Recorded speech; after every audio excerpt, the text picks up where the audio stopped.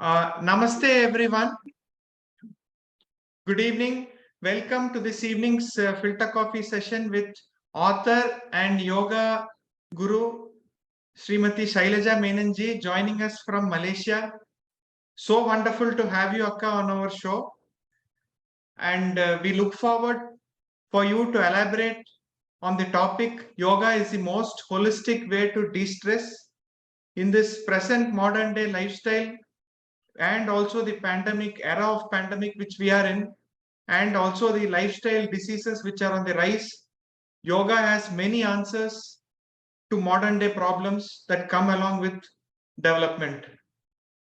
The flow of the program is there will be a brief question and answer session between I shall be asking some questions to Shailaja Menonji and she will be answering, and we will open the floor for questions from the audience. Shailaja Menonji's book is this, Yoga Shakti, Awaken Your Own Power. And the foreword has been written by none other than Shashi Tharoor himself. It's a very nice book. I urge all of you to read that book. It is available on Amazon. A wonderful work, Akka. And Shailaja Menonji also has runs a yoga institute and has, if I'm not wrong, chapters across the world through MAT and Beyond is the network that the company through which they're doing service. Welcome, Akka. Welcome to this evening show. Thank you so much, Jagannathanji, for this very wonderful and very warm introduction. I always think of myself only as a student of yoga, and I always strive to share. Yoga has really lifted my own life, and I just strive to share that, or as much information that I have gathered with everybody, because I truly find it the most beneficial practice that all of us can adopt, regardless of age and regardless of gender and regardless of, infirmity. There's always something we can get from the yoga practice. Wonderful, Akka. Very noble approach. Can I start with the questions? Yeah. Okay. We'll start with the basics, Akka, because most of us know, but we really don't know what we are doing or what we attempt to do. So what is the origin of yoga and the great saint Maharishi Patanjali? So they say yoga goes back like it's a mystery, right? It's shrouded in time. There's no exact date that they can pin the yoga practice to. And some say that, as long as, there was man, right? And he went on his existential search, right? Koham, that's the famous line, right? So as long as, human beings existed, the search for, himself or herself always existed. And that's how old the yoga practice is. And if you look at it also, they say that it is, from the golden womb of causal consciousness, Hiranyagarbha, that yoga practice evolved. And as our great sages and rishis, they were able to attune to that state and receive that state of yoga. So that really would go into the origins of the practice. And what was the other question? Sorry. What is the origin of yoga and Maharishi Patanjali? So, very popularly, Maharishi Patanjali, a lot of people say he's like the father of yoga, but it's not really like that, as in yoga existed before his time as well. And he is really known to be the codifier of he gave it a good structure. And his very famous work is the, Yoga Sutras of Maharishi Patanjali. And he also, he was brilliant. He also has great other works also attributed to him. Like, I think he wrote something on Sanskrit grammar, and he also did something on Ayurveda. So he was the person that really codified and structured the yoga practice into like 196 aphorisms that yoga practitioners around the world today adopt as their philosophy. Wonderful, wonderful, Akka. Very interesting. And what is yoga? Is it only postures, exercises, or is it a lifestyle? Should we go beyond that? This is really my favorite topic, because today yoga has become like a class, right? I go to class once a week and I do my yoga class. So that one class a week has become yoga, right? So my studio name, like you mentioned earlier, is Mat and Beyond. Yeah, so my whole theme has been to expand on the concept of yoga to more than just the mat. Yeah, so mat and beyond. So more than just what we practice on the mat, the yoga practice is actually a continuous 24-hour practice that goes on regardless of whether we are in the mat or whether we are out shopping or whether we are at our workspace. So that has always been something that I have tried to impart to my students, that it is not just an exercise class that you come to once a week. So though it has gained popularity the world over, I always say yoga came from the caves of Himalayas, but now it's on, New York Times Street and all of that. And it's just gone all over the place, right? I mean, even now the Middle East, places that you never imagined would have yoga, are such strong yoga practitioners there. So, but along the way, it has lost some of its authenticity, as in it has, in many places, just become like an exercise. Yeah, so that is why I always say yoga is not just a physical practice, though it looks like that, right? If two people do, like, say, triangle pose, right, it looks like the same thing. But what makes it yoga is really the other elements that are threaded in, are woven into the practice, right? So the easiest way and the most authentic way to describe the yoga practice is through the lens of Maharishi Patanjali, who talks about Ashtanga yoga. Yeah, the 8 steps of yoga ultimately leading to samadhi. Yeah, so if you look at Sage Vyasa, he says yoga is samadhi. Maharishi Patanjali, the 8th step is samadhi. So samadhi is yoga. But of course, the beauty of it is they do not say that it's only that end point. Both the process and the end point constitute the yoga practice. So they give us all these different limbs that are all threaded in, like yamas, niyamas, asana, pranayama, pratyahara, dharana, dhyana, all of it come in, right? And then that last 8th step is samadhi. So yoga is all of this. And it has that philosophy. The yamas and niyamas are like do's and don'ts, right? Practices, ethical practices that we observe. And then pranayama practices are the breathing practices. And then we have asana practice, which is one element of, yoga, not the whole thing, but it has become like, it hogs the limelight. Yes. If you say yoga, it is only postures now. And maximum pranayam. Correct. So that is why I keep trying to talk a lot about this, because I think knowledge is important to disseminate as much information as you can. And I always tell people, if you just go away with an expanded idea of yoga, that is all, I feel I've done my job.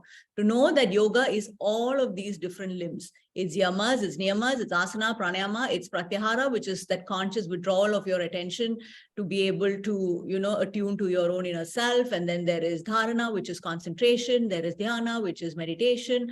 So all of this constitute yoga practice, not just the posture. Yes, certainly. Yes, as you rightly said, post our Prime Minister making it an international event, United Nations recognizing it as the International Yoga Day in June and all that, it has become a world over, it has become a rage. But like you said, it shouldn't become just mere exercises, but the whole holistic approach is what is required. Correct. Yeah. And also there are all these different variations, right, which has come up. There is beer yoga, and there is, I think, dog yoga and goat yoga. And, so yoga has become popular yet, but it's not just about popularity, right? It has to retain its authenticity. True. Some amount of sanctity is required, because Correct. End of the day, body is a temple. Correct. What are the benefits of practicing yoga? The benefits are multifold, right? Because we are also multidimensional human beings. We are not just one layer. So the benefits also come to us at many different layers. So if you look at just the dimension of the gross body, then it will be that your body gets stronger, right? A lot of people come because, okay, they have back pain, so they need to do yoga. Yoga will help them, right? So that's a very external gross body kind of benefit. But that is there. Right? When you do the yoga practice, your body does get stronger. And then, of course, yoga and flexibility are always connected, right? You see people, like a pretzel, like behind the head, all of that, right? So flexibility comes in. And then there's also the element of balance, right? So tree pose, all of those Vrikshasana and Natarajasana, all of them require a certain amount of balance as well. So there's the element of balance. And then there's also coordination, right? There's a certain grace that comes from being. So when you do all of these practices, there is a connection that you develop with your body. So everything about you, there is a coordination in the way that you walk, even the way that you walk and the way that you move. There's a coordination, there's a grace. So all of these are the gross body, benefits. It keeps your joints mobile. It keeps your body functioning well. It strengthens your muscles, right? All of that comes in. But then there is also the element of the subtle body, right? In yoga, we're not just working with the gross body, but we're also working with the subtle body and energy. Ultimately, it's an energy practice. Yeah. So when you work with your body at the gross level, also it helps to release blocked energy at the subtle body level, which is why at the end of the class, you feel how I always tell my students, however, you come in so stressed, you feel so heavy, but I can always guarantee that you will leave class feeling so good. You will feel lighter, you will feel more energized, all because you've released all that tension from you. Yeah. So when we hold stress within us, when we hold anger, when we hold bitterness, when we hold grudges, right, all of it becomes like energy blocks. And that we don't even realize it, but then we feel dull, we feel listless, we have no energy. So all those are the manifestations of those blocks. So through the practice of asana practice, pranayama practice, right, we release all of those blocks and we feel so much more energized. And then pranayama practice also is a cleansing practice, right? Even nadi shodhana practice is a cleansing of the nadis, and it's a detoxifying practice. So there are so many benefits at so many different levels. On a mental and emotional level, if you see, it helps you to deal with anxiety, it helps you to deal with depression, with panic attacks, all of that whole range, loneliness, sadness. You sense a completeness in yourself, and then you are not so needy, and then you don't really require so much validation from the outer world. You don't require so many people to be surrounded by people all the time. That loneliness shifts into a state of being comfortable with your aloneness. So that helps you to deal with so many of the mental health. To me, like, is one of the most fantastic benefits of the yoga practice, because it is so beneficial. And then also at the level of health, like when we say health, we talk about physical health. But then we also have to understand that, again, through yoga practice, we have the awareness that mind, body, breath, energy, all of it is connected. Nothing is separate. So when you work with your body, right, it is not just physical body that gets affected, even your mentally released. So it helps even mental health. So on the whole, your health is improved. So many different, different benefits. And most importantly, right, it connects us to our spiritual core.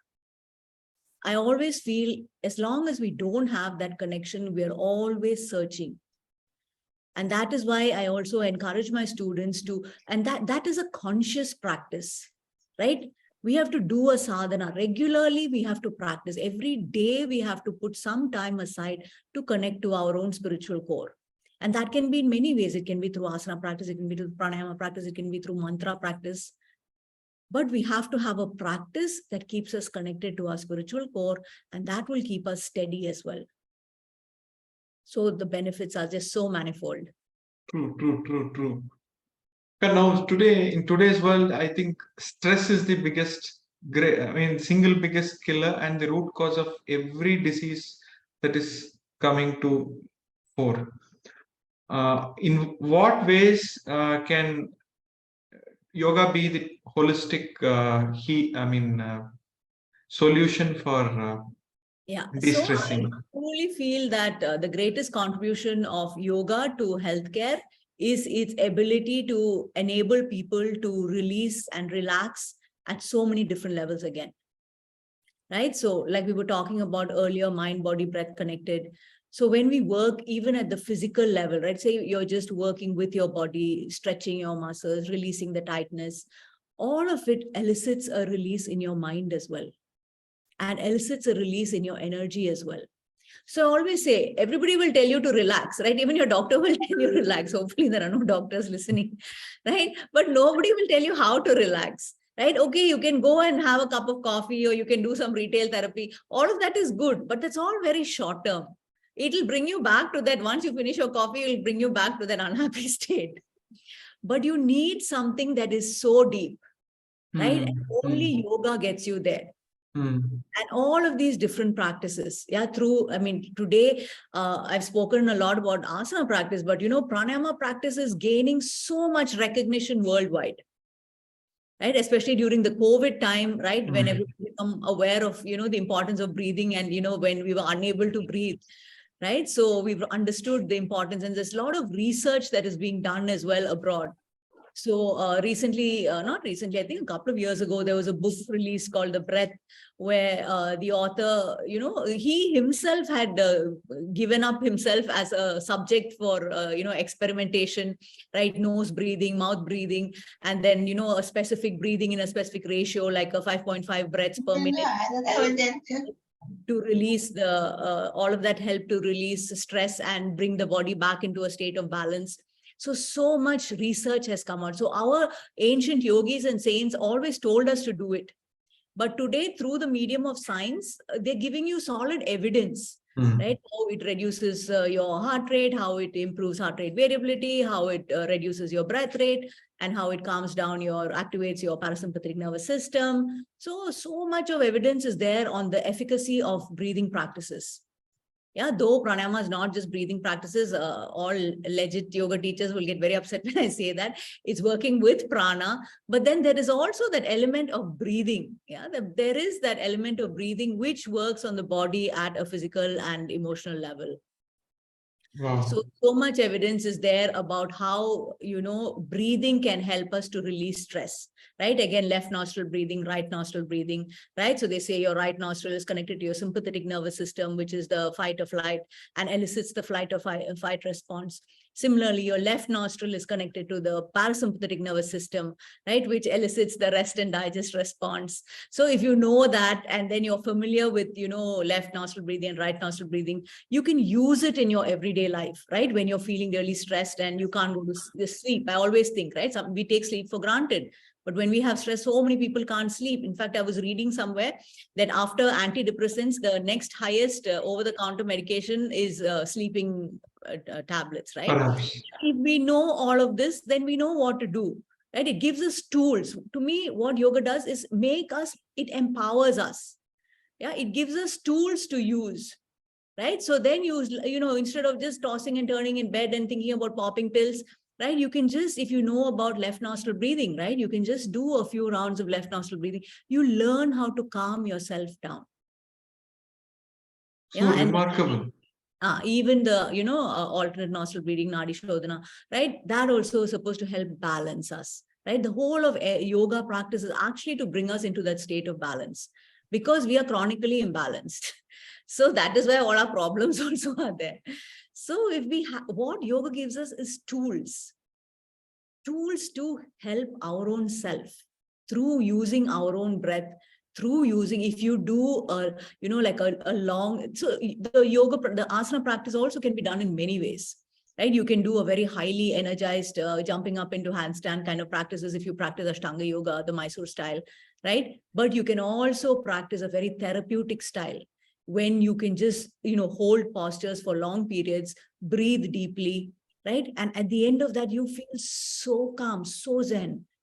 So your body and your mind, right, and your breath, they are all such powerful tools if you know how to use it, right? And even mind, right? If we have that capacity to objectively look at our minds, right? We can see our own, I always say, dysfunctions of the mind, because though we all like to think that we are so perfect human beings, we're not. Our minds all have, all act very funny. So, but the ability to see it, right? And that's what yoga philosophy does. That's why I love philosophy, because it gives us a different way, a different higher perspective, right? To view the same situation. The situation doesn't change, but what changes is the way that we view it. So that is a powerful tool. Again, our own minds can bring us down or lift us up, right? They say the mind on its own can make a hell out of heaven or a heaven out of hell. So we know how to use the tool. Everything is a tool. The thing is, we need to know how to use it, and the yoga gives us the knowledge. Wonderful, wonderful, Akka. The amount of knowledge that we have possessed as a civilization and how we have passed it on to the present generation from several thousand millennia, several thousand years, millennia, remarkable. Absolutely. Now, for example, if somebody wants to start doing yoga now, he's around, say, a gentleman who's around, just entering his early 30s or late 20s. Already there is some amount of stress his organs have been subjected to in this rat race. So can yoga help in healing? And is there any age where, beyond this, the whatever you do, healing will not work? No. Or is it that it's a slow process done regularly? It will definitely heal your faculties and organs and things like that. Yeah. So I always say you just come in however you are. The yoga practice will only lift you, will only make things better. Wonderful students who are also on this podcast, right? Recently, one of my students just celebrated her 70th birthday. I have another student who's 73, and Wow. they're all attempting balance in headstand right now. So I just say that they really, as we grow older, we actually need the yoga practice. Because when we are younger, we are just naturally flexible, and our age kind of supports us.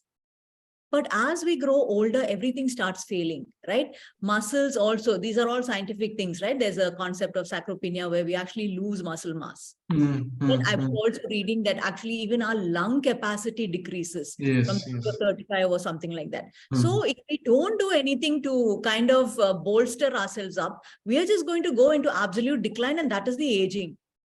But the amazing thing about yoga practice, especially, these are all my students that I draw inspiration from. Right? Everybody only gets better. It doesn't matter. Even if you're 70, you'll only get better. And that is such a gift, right? So I always say aging is when we can't walk, we have knee pain, we have hip pain, right? And we have no energy. But the beauty of yoga is it's the best anti-aging that you can do. Like people spend so many thousands of, rupees and ringgit on, trying to find, whatever Botox treatments and all of that. But you don't really need to do that. You just do your yoga practice and you only improve with age, which to me is so miraculous. So anybody, there is something for everyone at every age. I have a children's class in my yoga studio as well. So recently, in fact, I put a post on Facebook about how, I have a 4-year-old child who's like my youngest student. And so I have people from 4 years old to like 74 years old. So, and everybody is only benefiting from the practice. So to me, it's open to everybody. The blocks really, as always, are always only in our mind. So it is important to look into our mind and see our own blocks, right? It's our own beliefs, right? We all have these belief systems that sometimes are ingrained in us, but we don't even realize it. We're just acting out of it. So that is the other thing about yoga, right? Awareness. It helps you be objective and really see yourself like a mirror. It holds a mirror to you. And you see yourself, you see your mind, you see your beliefs, you see the things that are holding you back, you see your patterns that keep you stuck. All of these are mental, practices. In the sense, yoga is not just, we think about this age and all that only in terms of physicality. But yoga is not just physical, right? It's asana is one aspect of it. And even asana is not just a physical practice, right? Then it's just an exercise. But it becomes an asana only when you integrate all the other elements, right? There's pranayama in asana practice. There is mantra chanting in asana practice. You can bring in all of that. There's always a mind involved in asana practice. There is always a dharana, and it's ultimately it's a moving meditation. So asana practice can take you into dhyana as well. So that is what makes it asana. Otherwise, if your mind is somewhere else and you're just doing something with your body, you might, just call it an exercise. Don't call it asana. So there is no limitation. You will, if you, it's like you dip your finger into it, you will only come out blessed. That's all. So nice, and there is something for every age. That is the takeaway that I Yeah. get. And how is it different from meditation, Akka? And what is the complementary role? Do they really complement with each other? Yeah. So again, a lot of yoga teachers get quite upset when they hear this yoga and meditation. Yeah. So Yes, yes. it's really not that. To understand, like I introduced the Ashtanga yoga right in the beginning, right? So in that, if you see the eighth step is samadhi, or eighth limb is samadhi, but the step just before that is dhyana or meditation. So to understand that meditation is a component of yoga, they're not separate practices. Hmm. So they could be, again, when you say meditation, there's different kinds of meditation. Yeah, there's meditation that comes from Buddhism and meditation that comes from, other traditions. So I'm not talking about that. But when we talk about yoga and meditation, to understand that meditation is a limb of yoga, that yoga is the broad umbrella under which meditation comes. And meditation, in fact, my next book really deals with this, because everybody thinks meditation is such a taken for granted word, right? Okay, I meditate every day, sit somewhere and close your eyes. So like, it's not just as simple as just closing our eyes, because all the patterns that drag us down in our life will drag us down even in our meditation practice, unless we become conscious about it and work with it. So that is why yamas, niyamas, asana, pranayama, all of that, you have to do what they say, like antakarna shuddhi. Yeah, we have to really purify ourselves, even to be able to sit for 20 minutes without moving, without restlessness, without fidgeting, without looking at the phone. Even that is a phenomenal practice. So to understand that meditation is not just simply sitting somewhere and closing the eyes for 20 minutes, right? We have to create a beautiful environment in the mind for that state of meditation to arise in us, right? So all the great gurus and sages will say, you cannot do meditation. You can only receive meditation, the state of meditation. But what you can do is practice all the other limbs. Right? A key aspect of meditation is the step before that, which is dharana. Yeah, the ability to concentrate and focus. Yeah, so without being able to focus, without practicing focus, right, which comes in, if you look at asana practice also, I always tell my students, the underlying practice is attention practice. Whether it is pranayama, whether it is asana, the capacity to hold our mind, that is the key. Because without that ability, dharana is a far cry and dhyana is just a word. So to understand why all of these different limbs have to come together, right? If you look at the yamas, the first yama is ahimsa.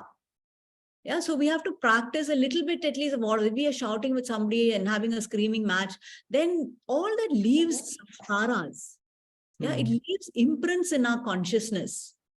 So we have to see life as so integrated and woven that our every thought, our every action will reflect in everything else.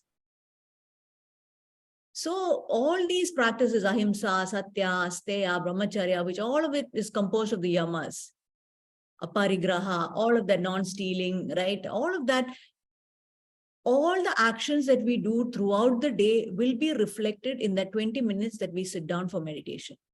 So unless we have purified the mind and purified the body and worked with our breath and, release the blocked energy, then only when we sit for that meditation time, that concentration, I call it concentration. Most of it, what we do is concentration practice, right? Watching your breath is a concentration practice. Focusing on your body is a concentration practice.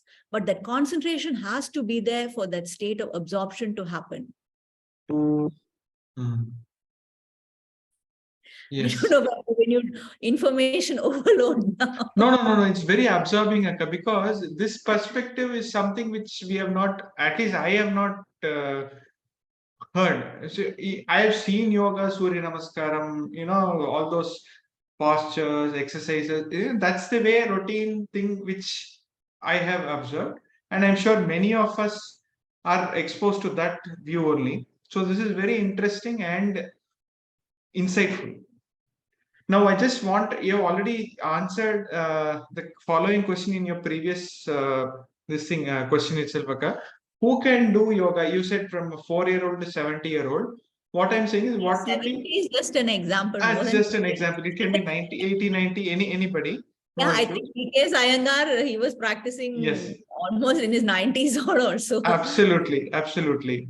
And there's a very famous line also, I think by Krishnamacharya or Desikachar, I'm not sure, but as long as you can breathe, you can do yoga, right? So Wow. first is the understanding that yoga is not just a posture, not just something that you do with your physical body. That working with your breath is yoga practice, that elevating your mind and your consciousness is a yoga practice, that broad understanding of that yoga. Then the limits will go off. Otherwise, we just get, our mind only limits us because our beliefs are so strong that, oh, I should have started yoga when I was young. Oh, I should have started yoga when I'm flexible. I'm like, if you're flexible, the physicality of it doesn't matter so much, but the more inflexible we are, actually our body needs it more. More, yes. Correct. The next one is like, see, suddenly after watching this program, maybe a few of us, or maybe myself, tomorrow I'll start doing yoga. But the thing is, how do you maintain a routine, keep a discipline approach to do it daily? How do you maintain it? What is your advice to your students? What is your experience on this? See, I just tell people you have to fall in love with the practice, or fall in love with the version of yourself that emerges from your practice. Beautiful. That calm, that balanced, that very zen human being who's not shouting and screaming and who's not going into anxiety attacks, right? You have to fall in love with that version of yourself, right? And when you see a higher version of yourself, you cannot go back to how you used to be, right? We can, as human beings, whether we realize it or not, consciously or unconsciously, we are all evolving. Right? Whether we realize it or not, that is ingrained in us to get better, right? Everybody's always trying to get more fitter, try to get angry, less trying, whether we realize it or not. So when we catch a glimpse of that beautiful state of ourselves, that higher version of ourselves, then we cannot go back to that lower version, right? And even if we drop back to that lower version, we know that with the practice, we can get back up there. So it's like that. When you get a taste of something so good, right, which has such a powerful impact on every dimension of your life, right? If you are in a good place, your every relationship is in a good place, right? So I was listening to a podcast recently about, happiness, right? What a very long Harvard study, I think some 80-year-old study. And they found that the most important aspect for happiness is the strength of your relationships. Right? But to maintain good relationships also, we have to be in a good place, right? Otherwise, we are picking a fight with the kids, we're picking a fight with the partner, we're picking a fight with the maid, we're picking a fight with everybody. So when you go into a yoga practice, you just become such a balanced and harmonious, version of yourself. And you want to be that way. So you do whatever is needed to get you there. So basically, you'll have to make it your passion, fall in love with your improved version, higher self, and make it a routine. Yeah. And some then sort of a realization. You get a taste, you get a glimpse of, like what I always say, the power of yoga, right? Why is it that millions of people all over the world, again, whether they realize it or not, why do they take out the yoga mats and practice? Whether they are in New York or whether they are in China, right? China, yoga is so big now in China. I think all the major yoga schools have a center there. Why is it so universally popular? Because on the mat, you get a glimpse of your true self. You get to experience a state of yourself that you don't experience in the superficiality of everyday life, at the surface level of life. But when you go, say, you stretch deeply, you relax in child pose, you do the yoga nidra practice, you connect to a deeper state of yourself. So unconsciously, we love that. We are all yearning for that. Which is what gets people to, yoga is a practice, regardless of race, religion, it's cut across all boundaries. Why? There must be something to it, right? Wonderful, wonderful. And there are people who, I notice people do yoga on their own. They might have learnt it from some 3-day, 4-day crash course, and then they come and they start doing it on their own. They practice it on their own. I'm sure some of the postures need correction, not all, for some. And do they need course correction every now and then, or is it that there are some things which they can do it on their own and some need a yoga guru? Yeah. So I always say you have to be so disciplined to do it on your own. In the beginning, it is just so much easier to go to a teacher because the teacher's energy is there to lift you. And in the beginning, we don't know also what to do. So it's very limited, our knowledge. So in the beginning, I always advise people, because there is an alignment to practicing safely, right? A certain way your knee should be, a certain movement of energy in your body as you hold an asana. There's so many nuances to the pose. And that comes only with a teacher. In fact, I have been practicing now with my own teacher for like, I think 18 years. I still go to class because it's always a fresh perspective. And you always do different things. When we do on our own, we get stuck. I'll do Surya Namaskars the same, right? There's so much variety to asana practice, right? And you need a lot of knowledge to be able to safely practice. Okay, after a back bend, maybe I do a forward bend, right? I do a counter pose, and then I do a twist to release at the end. A deep knowledge of your body and asana is required to practice safely, which I feel doesn't happen right in the beginning when you first go to class. So I encourage people always go to a class, have a good time. Nothing substitutes a good teacher, right? Stay with your teacher. But alongside that, you build your practice, personal practice. Because I feel there is a growth as a yoga practitioner when you start practicing on your own. So do both simultaneously, right? You learn something new in your class. Then when you go into your personal practice, then you try to incorporate that. So slowly, asana by asana, you build your own personal practice so that you have a variety as well. And you have an understanding as well. Why does this come after that, right? Usually after Sarvangasana, they'll say, do the Matsyasana, right? So there is a certain thought that goes, it's not a random practice, right? The teacher puts in a thought to create a sequence that helps you. Right. So even if you want to go into a full split, say Hanumanasana, right? There is a certain hamstring opening that has to happen. There is a certain hip flexor opening that has to happen. So if you practice with your teacher, you will learn the sequence. And then when you practice, you will practice safely. So I'm all for, I think any support that we can get, from a good teacher, I think that's always great. But also alongside, right? Start your own practice. But we don't like, I used to think earlier yoga was a lifetime practice. Now I think it's a many lifetime practice. So, there's so much to learn. And is there any time to do yoga? So people come, have a full meal, and then they say, now I'm going to do this. I mean, basically, any exercise on a full stomach is not good. Not advisable. Right? I would always say, if you do it in the morning, it gets done. Right? Because evening, always, there are many reasons why we can't do it. So morning always is the best. And then it sets you up for the day. Right? It puts you in a good space for the rest of the day. Though, of course, the muscles are tighter. You might not be as flexible in the morning as you are in the evening. But ideally, morning is a great time. But then I always say, any practice at any point is good. Better than no practice. Now, don't not practice because you miss the morning practice. But don't practice after a meal. After, yes. At least give it 3-4 hours. You will feel uncomfortable. Naturally. Yeah. Ideally, empty stomach is good. So morning always is good. Morning is better. And I think morning also, to make it a routine, it is best. Correct. Everything is routine. And unless we routine it and schedule it into our life, it doesn't get done. I always tell people, right? Sometimes it's like, oh, if I have time, I have. Yes, it can't be like that. Make the time. Prioritize it, make the time, and then it becomes a part like how you wake up and brush your teeth, then yoga practice will be part of your life. Wonderful, Akka. So enlightening. And can we have the audience? Do you have any questions you can ask with Yoga Guruji herself? Ayo, just Shailaja ji herself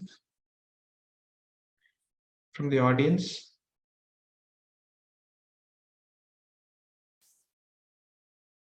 Please let us know. Mat and Beyond is an online program also. Okay? Can we all, somebody is I do interested? have online classes. Yes. Yeah.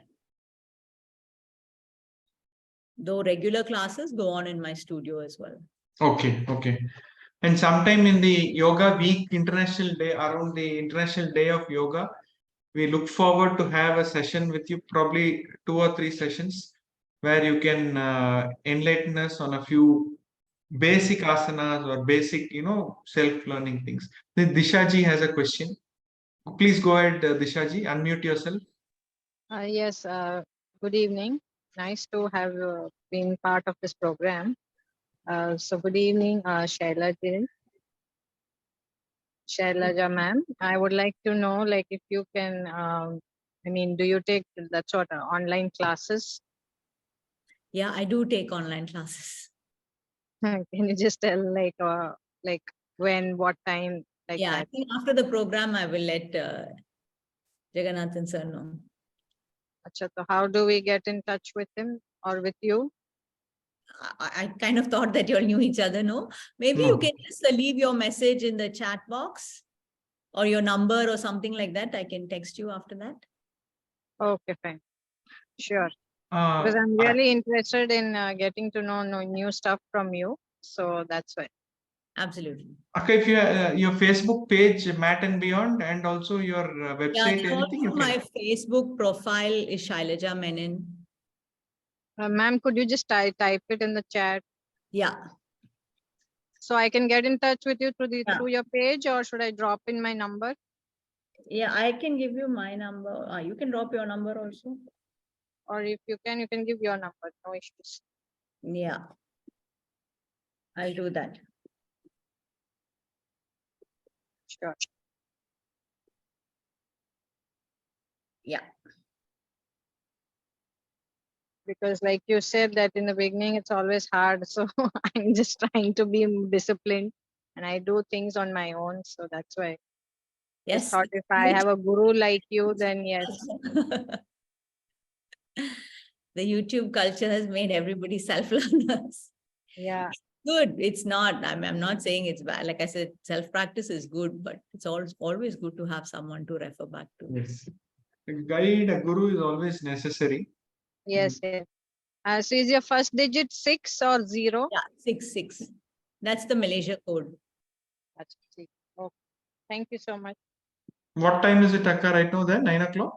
9:15. 9:15. It's 2.5 hours ahead of India. 2.5 hours. Any other questions?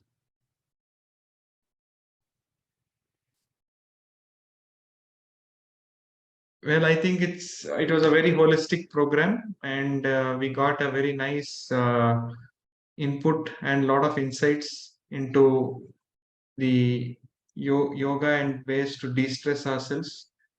Thank you so much, Shailaja Menonji, for gracing our platform, and we look forward for having a session with you in around the International Day of Yoga time. Thank you so much for enlightening us. Thank you so much for having me. Thank you. We are honored. Thank you. Pranam.